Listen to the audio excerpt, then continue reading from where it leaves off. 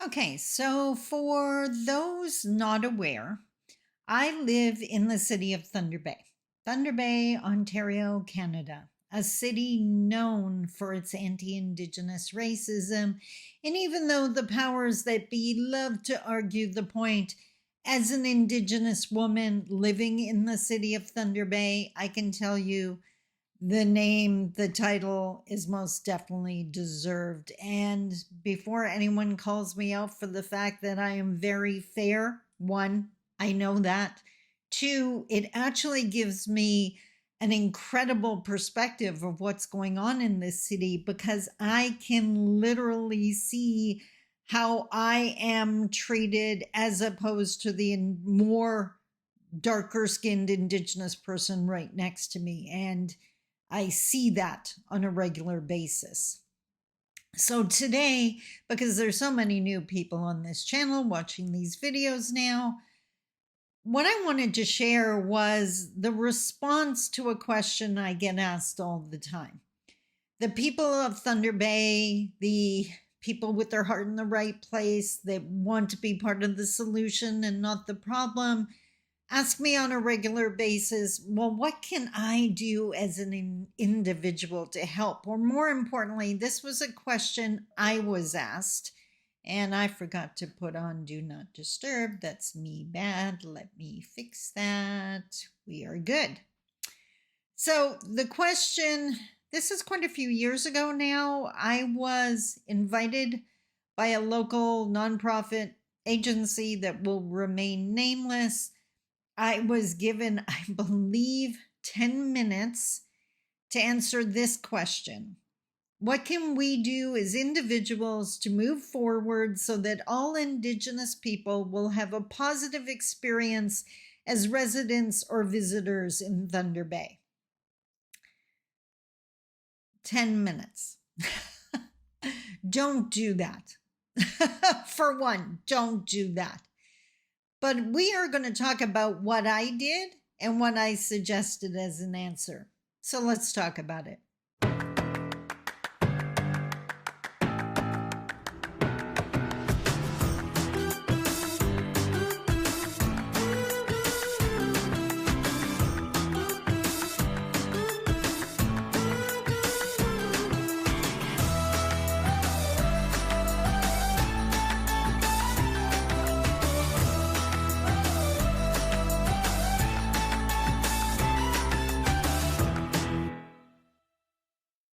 Bonjour. Mishko Paganon Kwe Nadishnakas Mungdodem. Hi, everybody. My name is Sandi Boucher. I'm Red Thunderbolt Woman of the Loon Clan, a proud member of Seine River First Nation in Treaty 3 territory in Northern Ontario. But as I mentioned in the opening, I am a long-time resident of the city of Thunder Bay, like pushing 40 years almost. So I've been here a long time. I see what goes on. Yeah, and I'm a realist. You can't fix a problem if you don't deny it. The city of Thunder Bay is known for its anti-Indigenous racism, and as I mentioned in the opening, years ago, I was asked, what can we do as individuals to move forward so that all Indigenous people will have a positive experience as residents or visitors in Thunder Bay? 10 minutes. So many Indigenous speakers, influencers, activists would have turned down the information, understanding that 10 minutes is insulting. That if you want to address something as important as changing the reputation of this city by improving the treatment of Indigenous peoples, you might need more than 10 minutes. But I like a challenge, and I knew this was an important topic, and I knew the people that were in the room, and I wanted to take a shot at reaching them. So not a lot you can explain in 10 minutes. So what I did was create a handout. And I went over it with them incredibly quickly, and I wanted to share that with you today. So the question is, one more time, what can we do as individuals to move forward so that all Indigenous people will have a positive experience as residents or visitors in Thunder Bay? By the way, if you are not in the city of Thunder Bay, anti-Indigenous racism is a problem across Canada and into the US. I'm not going to debate which is worse. The problem exists. So even if you're not in the city of Thunder Bay, listen to these suggestions, figure out how to use them in your city or town, municipality, hamlet, whatever. First one, in a time when so many feel powerless, responsibility is power. Own that making people welcome here is a responsibility we all carry. So what did I mean by that? I believe anytime you feel helpless, responsibility is the antidote. If you feel overwhelmed, you can't control your environment, one of the most empowering things you can do is ask yourself, okay, what do I control? What can I do?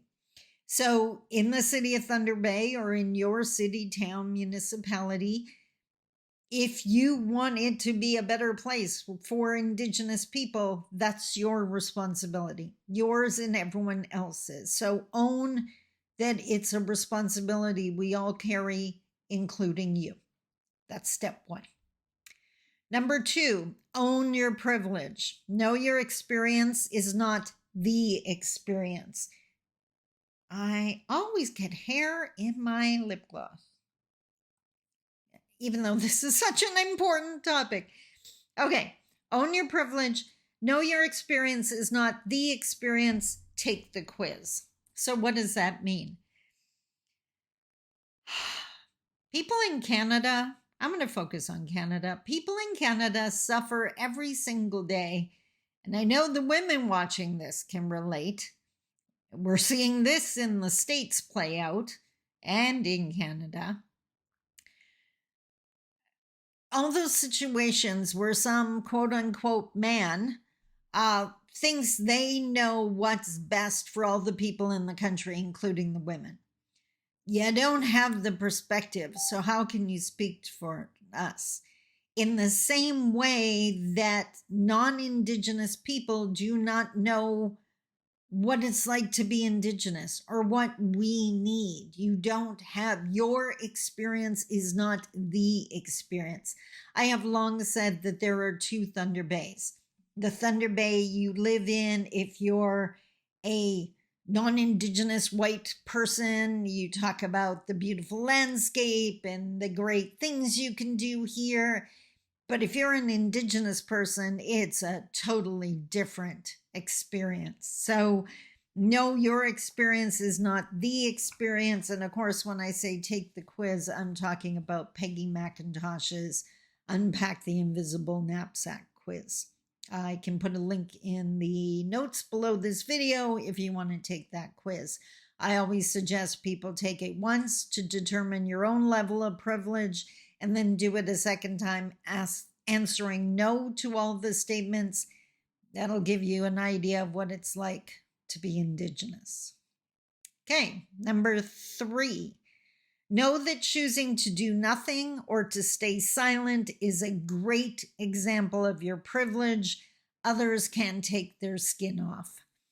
So the fact that if you're a dark-skinned Indigenous person, you're going to suffer all these eye rolls and comments and the horrific service, doing nothing about that means you're really comfy with the fact that it doesn't happen to you and you don't care if it happens to other people. That is not making your community safer or more welcome for Indigenous people. So do your part. Choosing to do nothing is not an option. Number four, be an ally while understanding that ally in this context is a verb, not a noun. Take action. And one of the best pieces of advice, I heard this years ago on how best to help support Indigenous people. The answer was shut up, listen, and do only what is asked. And I love that because, yes, it might come across as blunt, but you know what? It's true. Quit thinking like if you want to help Indigenous people, listen to Indigenous people. Your opinion is not what's needed in that context. So shut up, listen, and do only what is asked.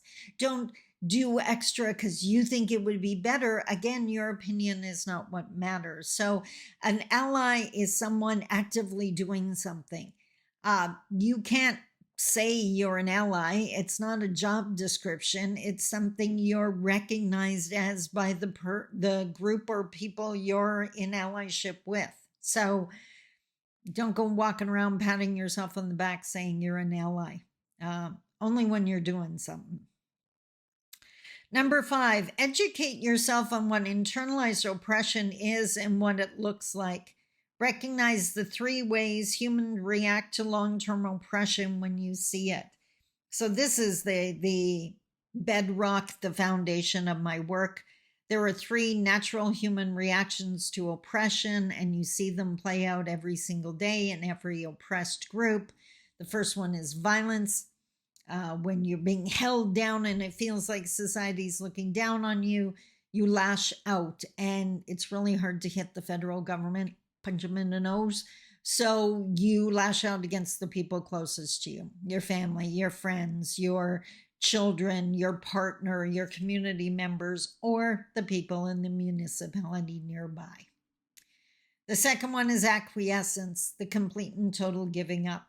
These are the people so often lost to the streets. These are the people that don't bother getting out of bed or even trying. They're not lazy, they're oppressed. They're reacting to their environment. Change the environment, you change the reaction. Last but not least, people like me, nonviolent resistance, daring not to be the stereotype, daring to have a voice, daring to fight for change, daring to learn the things we need to learn to thrive and help others do the same.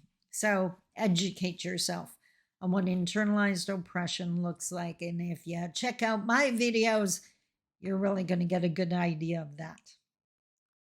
Number 6, support any and all nonviolent resistance. Do not take the mic. When an Indigenous person is talking, you know what? You can share their contact as much as you want. That helps get their word out. But you don't need to add your 2 cents to it. You can add, watch this. That's about it. Again, your voice is not the voice that is needed in this conversation. Number 7, understand a positive experience is dependent upon relationships. Apologize and say, I'm sorry when getting by someone. Say, excuse me with a smile. Comment on a beautiful baby. Hold open the door. Understand the shock. Forgive the rudeness.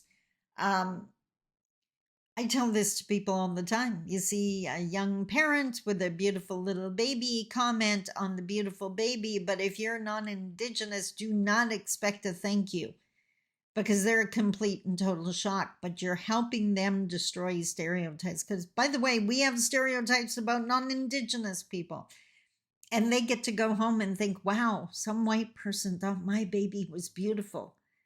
And then helps them destroy all the things they've been told about you. And that's a beautiful thing. Don't get offended by them. Help them realize it's not true.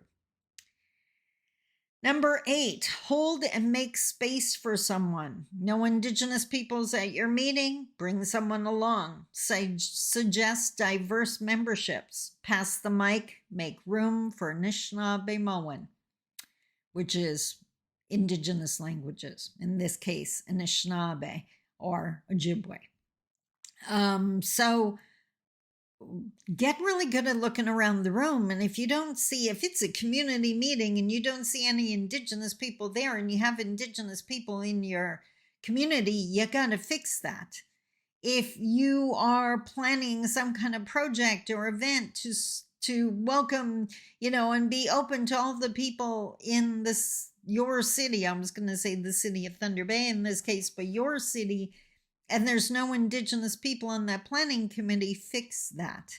You do not have the lens, and guess what? Everybody welcome has never meant we were welcome.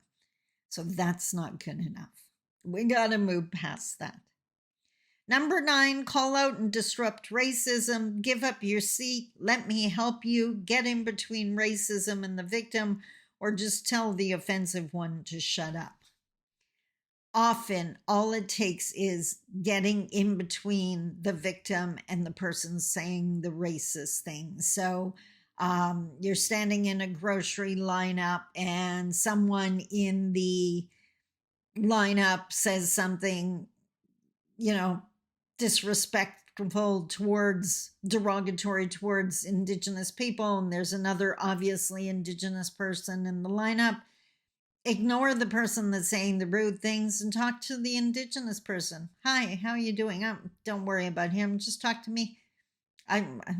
Looks like you got a lot of stuff there. You're going to be making a big dinner tonight.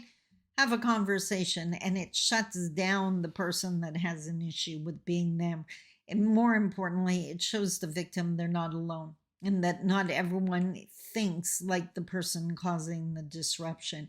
And if you really want to be brave, just tell the ignorant person to shut up. I have said, not in my city, I don't know how many times. Last but not least, use the 4 sacred tools as mentioned in my book, The Path. Patience, this will not be solved in one day. Awareness of what is going on in your community, not just for people who look like you. Tenacity, keep going, don't give up. And humility, set out to learn. If you would like a copy of this handout, just maybe it's something your group or your team can work with, be happy to send it to you. You're just going to send me an email at sandy@sandyboucher.com, and I'll be happy to send it to you. So there you go. What can you do to make your community, municipality, town, group, whatever, more inclusive and more welcoming for Indigenous people? Now you have 10 ideas. I hope it helped. I'd love to hear your comments. Which one surprised you? Which one are you going to try next? Comment below. Until next time, I love you. Bye-bye.